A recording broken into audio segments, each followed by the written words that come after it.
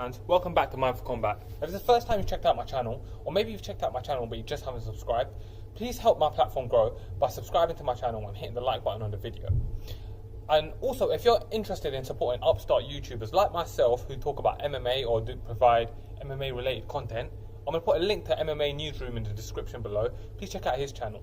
Now, aside from that, this is not going to be one of my usual videos where I break down a fight. I'm going to be talking specifically about One Championships, why I love One Championship, and why you, as MMA fans, should love One Championship as well. So, let's get straight into it. Firstly, I think in the world of mixed martial arts, there is so much focus on the product that the UFC provides, and don't get me wrong, I love the UFC product, that a lot of what's going on outside of the UFC banner is forgotten or almost shrugged off. Now, there's this misconception that outside of the UFC, everything's garbage, all the fighters are garbage, there's nothing worth watching.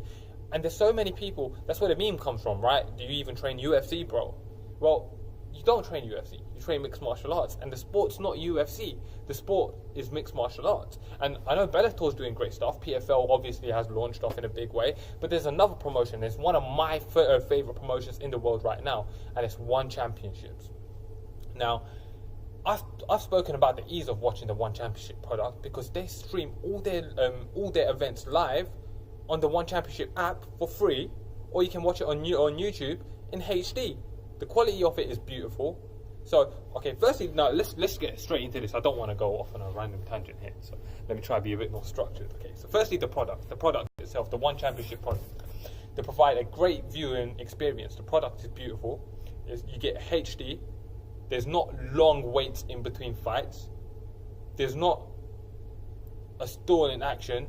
It's not glitchy. You're getting high definition HD product that's easy to access. You don't have to find obscure streams. Bellator still in the UK doesn't show most of their events live. And when they showed the Gegard Mousasi versus Rory McDonald card live, we didn't even get to see the Gegard fight. So the fact that One Championship has made their product so accessible and so viewable, that's a huge bonus to me. So that's great.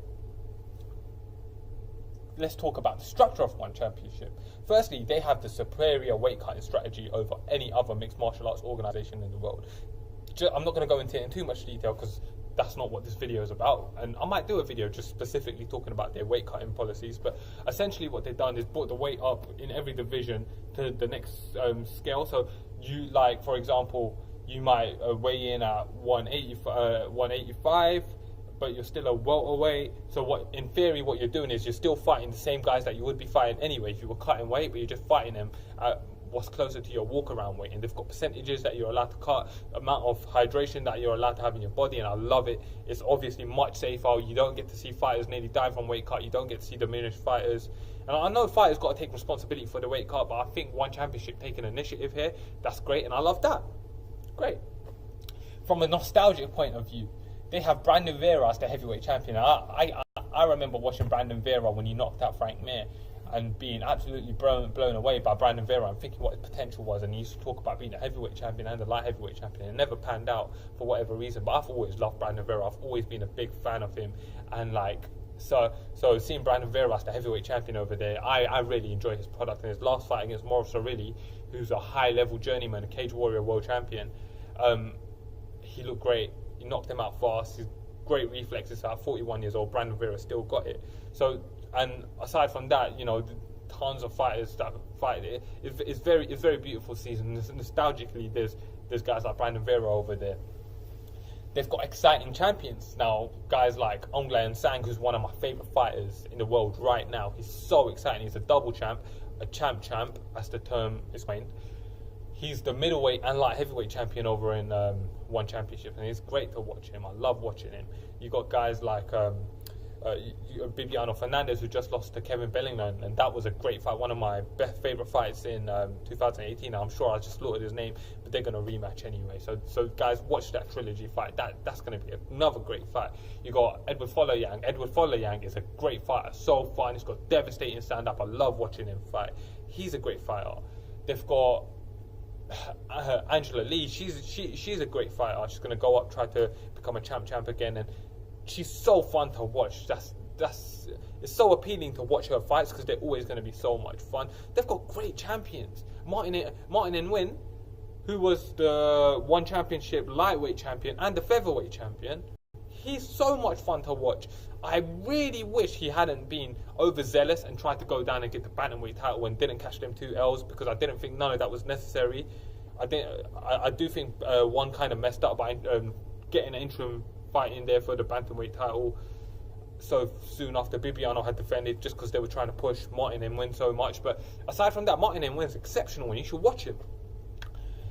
So they've got great champions. They've got exciting champions. Diversity in their product. They've got so Bellator in a lot of ways is a carbon copy of what UFC does, and whilst they have some differences and they've been known to hold certain types of fights, maybe some freak show fights, and UFC's done some freak show fights with CM Punk lately as well.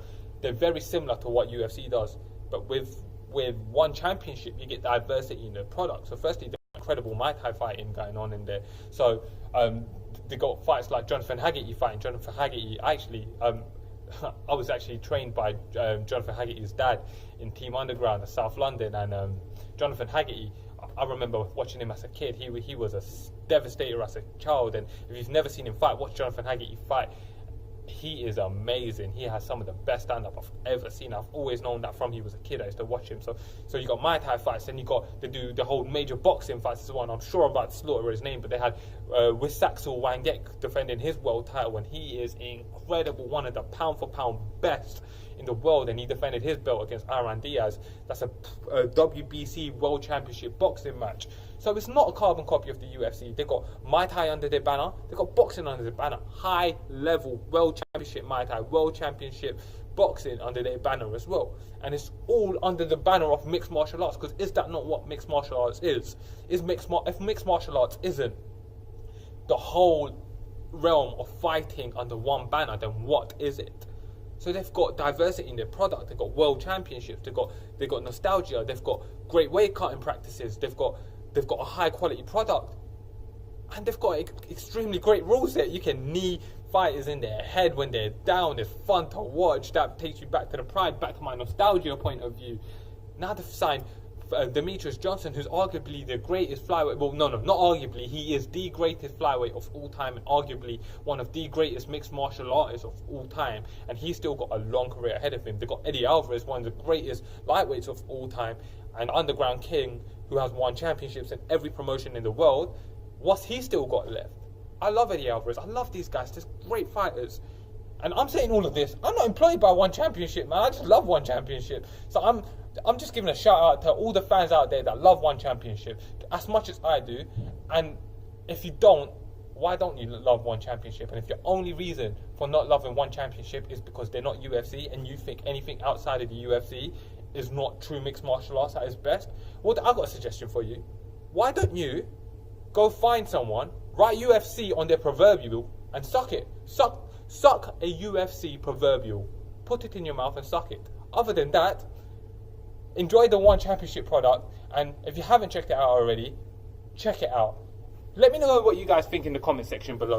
Let me know what you think, and if you're a fan of one championship, let me know why. And if you're not a one championship fan, let me know why. Let me know below what you think about one championship and why you don't like it. Thank you guys.